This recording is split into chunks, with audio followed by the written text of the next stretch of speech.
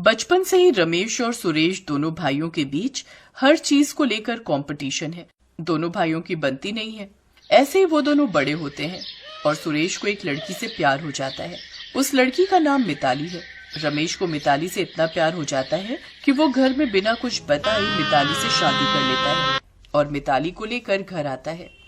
अपने बड़े बेटे को एक लड़की के साथ शादी के जोड़े में देखकर बिमला चौंक जाती है। ये क्या किया तूने बेटा? क्यों माँ, शादी करके तुम्हारे लिए बहू लाया हूं मैं घर में। वो तो दिख रहा है, लेकिन इससे अच्छी लड़की तुझे नहीं मिली क्या? बिमला के ये बोलने के पीछे एक कारण है। मिताली दिखने में तो सुंदर है, लेकिन उसमें एक कमी है। उसके दोनों पैर उसके शरीर से बहुत छोटे हैं, इसीलिए पहली नजर में वो बौनी लगती है। ये तो बौनी बहू है बेटा। ये सुनकर मिताली कहती है, नहीं माँ जी, मैं बौनी नहीं हूँ, मेरे पैर बस शरीर के मुकाबले थोड़े छोटे हैं। तभी वहां सुरेश आ गया और रमेश का मजाक उड़ाने लगा। थोड़े छोटे नहीं है भाभी, बहुत छोटे हैं। सुरेश, मिताली मेरी पत्नी है, उसे लेकर मजाक मत कर। क्यों ना करो भैया, आपने तो फैमिली की नाक ही कटवा दी। अब देखना मैं किस लड़की से शादी करता हूँ। बिमला ने कुछ नहीं कहा, वो बोल भी क्या सकती थी। मिताली घर के अंदर आई और आते ही घर के कामों में बिमला का हाथ बटाने लगी। माँ जी, मुझे बताइए ना, मैं सब कुछ करती हूँ, आप आराम कीजिए।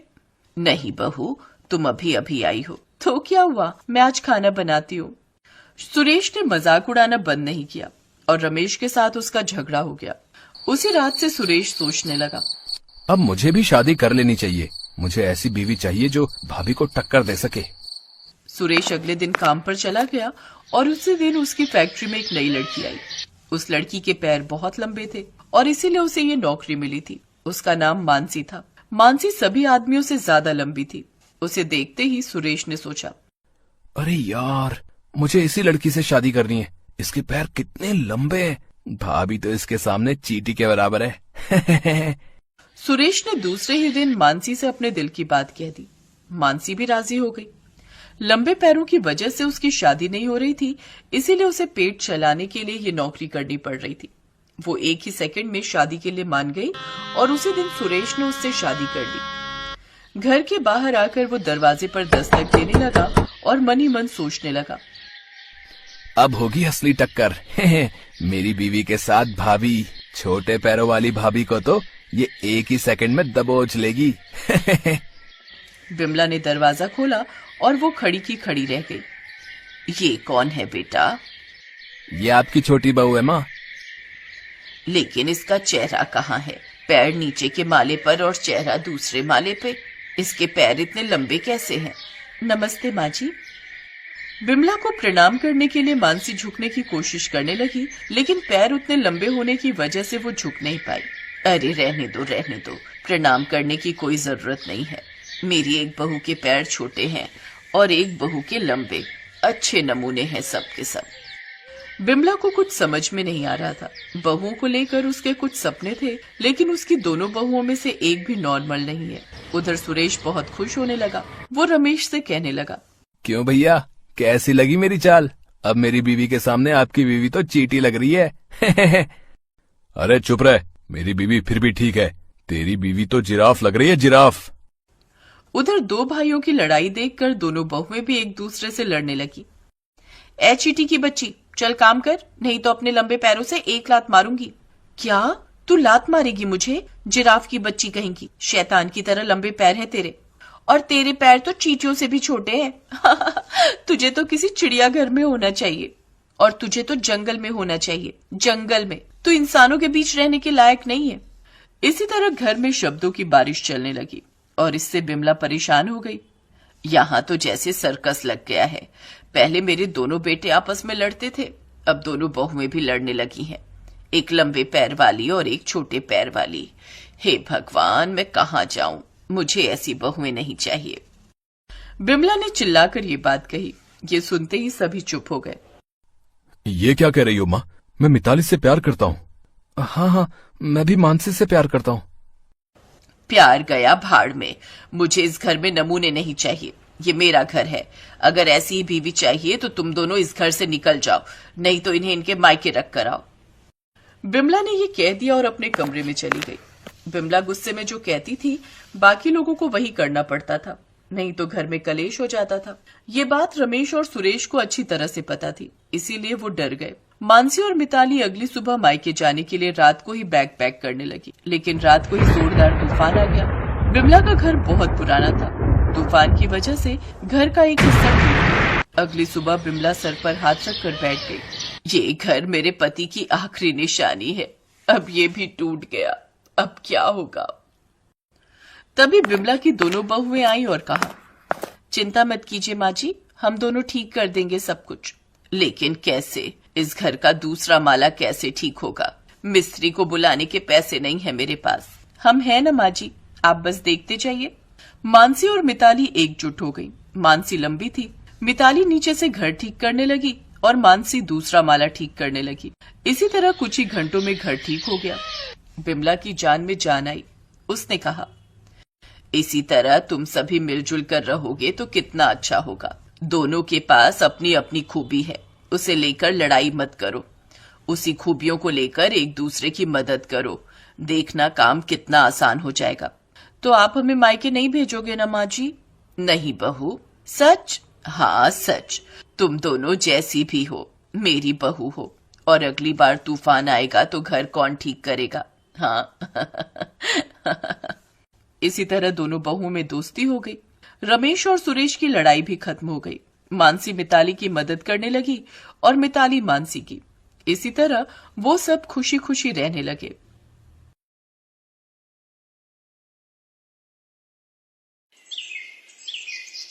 सोनिया की ननद पारुल के हाथ हद से ज्यादा लंबे थे, इसीलिए वो कहीं भी आने जाने से डरती थी और हमेशा एक शॉल ओढ़े रहती थी जिसमें उसके हाथ छुपे रहते थे।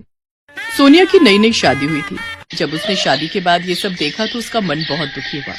पारुल, देखो मैंने आज खीर बनाई है, खाकर तो बताओ कैसी है। माँ जी ने मुझे कहा कि शादी के बाद मैं पहली रसोई में खीर बनाऊं, तो तुम्हारे लिए भी ले आई। नहीं भाभी, मुझे नहीं खानी, अभी थोड़ी देर बाद खा लूंगी। अच्छा कोई बात नहीं, ठीक है, मैं यहाँ रख जाती हूँ, तुम खा लेना। ये पारुल ने अपने हाथ क्यों छुपा रखे? पारुल, तुम्हारे हाथ में कोई चोट लगी है? तुम अपने हाथों को क्यों छुपा रही हो? शादी के समय भी तुमने शॉल ढकी हुई थी। अब नहीं नहीं, चोट कोई नहीं लगी। अभी आप जाओ भाभी, मुझे बहुत सारे काम है, मुझे पढ़ाई करनी है। ठीक है, मैं जाती हूँ। सोनिया उदास मन से कमरे से बाहर आ जाती है, पर अब सोनिया घर में रह रही थी तो सारी बात पता चली जानी थी। एक दिन जब सोनिया बाजार से लौट रही थी तब पड़ोस की औरतों ने उसे रोक दिया। अरे बहू, कैसी हो? मैं ठीक हूँ आंटी जी। और अपनी ननद से मिली? उसे देखकर डरी तो नहीं? मैं कुछ समझी नहीं आंटी जी। मेरा मतलब है अपनी ननद के लंबे हाथों को देखकर तुम घबरा तो नहीं गई? वैसे तो पूरा मोहल्ला ही उससे डरता है, ना जाने अपने लंबे हाथों से कब किसकी गर्दन दबा दे।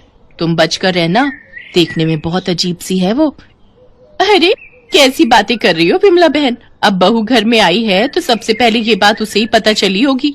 ये बात हम तुम क्या ही बता रहे, क्यों बहू? आंटी जी मुझे घर पर जरूरी काम है, मैं चलती हूँ। पड़ोसियों की बातें सुनकर सोनिया थोड़ा घबरा जाती है और घर पहुंचकर उसे सारी सच्चाई पता चली जाती है। पारुल रो नहीं, तुम्हारे साथ जो भी हुआ है ये सुनकर मैं बहुत दुखी हूँ। तुम्हारे साथ ये सब कैसे हुआ? तुम्हारे हाथ इतने लंबे क्यों हैं? भाभी, आज से 2 साल पहले मैं अपनी सहेलियों के साथ घूमने के लिए हिल स्टेशन पर गई थी। जब हम वहां पर पहुंचे तो रात हो चुकी थी। हम लोगों ने एक होटल किराए पर ले लिया। अरे पारुल, अच्छा खासा होटल तो मिल रहा है, तुझे यहाँ क्या परेशानी दिखाई दे रही है? तुम ध्यान से देखो, यहाँ पर जितना भी स्टाफ है उनके हाथ इतने लंबे क्यों हैं? मुझे तो इनके हाथों को देखकर डर लग रहा है। अरे पागल, हो सकता है इनके हाथ ऑटोमेटिक लंबे हो, इन्हें कमरे तक जाना ही ना पड़ता हो, यहीं से हाथ को कमरे तक पहुंचा दिया। सही कह रही है रजनी, मुझे भी ऐसा ही लग रहा है। आप लोगों के कमरे की चाबी? हाँ दीजिए। चल यार, बहुत थक गए, अब जल्दी से कमरे में चलकर चेंज करते हैं, कल सुबह घूमने निकलेंगे। सोनिया भाभी, वो होटल बहुत अजीब था, वहां पर सारे स्टाफ मेंबर्स के हाथ बहुत ही लंबे थे। मुझे उन्हें देखकर बहुत अजीब लग रहा था, पर मेघा और रजनी को यह सब मजाक लगा। मुझे अच्छे से याद है जब मेघा और रजनी रिसेप्शन पर खड़ी लड़कियों के हाथ देखकर हंसी थी तो उन लड़कियों को गुस्सा आ रहा था। हम तीनों कमरे में पहुंचे तो एक लड़का हमारे कमरे में कुछ जूस लेकर आया। अरे भैया, आप सबके हाथ तो इतने लंबे हैं, आप कमरे तक क्यों आए? आप वहीं से हमें जूस दे देते। मेघा ऐसे किसी पर नहीं हंसते हैं, धीरे बोलो, उससे अच्छा नहीं लगेगा। हाँ जी भैया, ये जूस हमने तो ऑर्डर नहीं किया था। मैडम, ये हमारे होटल का स्पेशल जूस है। हमारे यहाँ जितने भी लोग आते हैं, हम सबसे पहले उन्हें अपने होटल का ये स्पेशल जूस ही देते हैं। अच्छा, क्या बात है, देखने में तो बहुत ही टेस्टी जूस लग रहा है। थैंक यू भैया, हम लोग पी लेंगे। उसके बाद हम लोगों ने वो जूस पी लिया। वो बिल्कुल नॉर्मल जूस था, जैसे सारे जूस होते हैं, पर अगले ही दिन मुझे अपने हाथों में कुछ फर्क दिखाई दिया। क्या हुआ पारुल, तू बार बार अपने हाथों की तरफ क्यों देख रही है? पता नहीं, तुम्हें अपने हाथ थोड़े लंबे नहीं दिखाई दे रहे? मुझे तो महसूस हो रहे। अरे यार, हमने होटल में काम करने वाले सब लोगों के हाथ लंबे देखे हैं ना, इसीलिए तुझे वहम हो रहा है। अब चल जल्दी से बैग पैक कर, हमें घूमने के लिए निकलना है। बस भाभी, उसके बाद हम लोग वहां से निकल गए, पर धीरे धीरे मेरे हाथ बहुत लंबे होते चले गए। मैंने मेघा और रजनी से भी इस बारे में बात की भाभी, उन दोनों के भी हाथ बहुत लंबे हो गए। मुझे पूरा शक है कि उस होटल में जो हमने जूस पिया था ना, उसमें जरूर कुछ ऐसा मिला था जिससे हमारे हाथ लंबे हो गए। मेघा और रजनी के भी हाथ लंबे हैं, भाभी वो भी घर से बाहर नहीं निकलती। तो पारुल, तुम्हें उस होटल में पता करना चाहिए था, उस होटल के खिलाफ पुलिस को बताना चाहिए था। सोनिया बहू, बताते तो तब ना जब उस होटल में ऐसा कोई स्टाफ मिलता। उस होटल में लंबे हाथों वाला कोई स्टाफ नहीं था। बहू, पुलिस को किसी पर भी शक नहीं हुआ। ये कहानी बहुत घूमी हुई है, जिसकी वजह से मेरी बच्ची आज ये दुख झेल रही है। मुझे दाल में कुछ काला दिखाई दे रहा है। माँ जी, मुझे थोड़े दिन का टाइम दीजिए, मैं इस गुत्थी को जल्दी सुलझा लूंगी। मैं अपनी ननद को ऐसे दुख में जीते हुए नहीं देख सकती। सोनिया ने ठान लिया था कि वो सच्चाई तक जरूर पहुंचेगी, इसीलिए शादी के बाद वो हनीमून पर उसी हिल स्टेशन पर जाती है और वही होटल बुक करती है। सोनिया, तुम कैसे सच्चाई का पता लगाओगी? हम दोनों अकेले हैं और यहाँ बहुत रिस्क है। हमने पुलिस को भी खबर नहीं की है। चिंता मत करो अनिल, मैंने सब प्लान कर लिया है। मेरी इंस्पेक्टर साहब से बात हो गई है। मुझे जरा सा भी शक होगा तो वो यहाँ मौजूद रहेंगे। मैं तुम्हें सब समझाती हूँ। इंस्पेक्टर जोशी हमारे साथ वाले रूम में ही ठहरे। वो भी बहुत दिनों से इस गुत्थी को सुलझाने के लिए लगे हुए थे। फिर मेरी उनसे बात हुई, पापा उन्हें जानते थे, उन्हीं के साथ प्लान करके मैं यहाँ तक आई हूँ। पर जो स्टाफ पारुल को दिखाई दिया था, जिनके लंबे हाथ थे, वो स्टाफ अभी दिखाई नहीं दे रहा। गेट पर कोई है, मैं खोलता हूँ। हमारे होटल की तरफ से आप दोनों के लिए ये केक है। जब भी कोई नए कपल आते हैं तो उनको हमारे होटल की तरफ से ये केक दिया जाता है। अच्छा, बहुत बढ़िया, थैंक यू। केक देखने में तो बहुत सुंदर है। इस लड़के के हाथ लंबे थे, तुमने ध्यान दिया? सोनिया, मैंने उस पर ध्यान नहीं दिया। मेरा ध्यान तो केक पर था। नहीं, अभी ये केक हम नहीं खाएंगे, इसे रख दो। अब मेरे साथ बाहर होटल टहलने के लिए चलो। इसके बाद सोनिया और अनिल बिना केक खाए बाहर होटल में जाते हैं। बस थोड़ी देर में ही ये दोनों भी हमारी तरह लंबे हाथ वाले हो जाएंगे।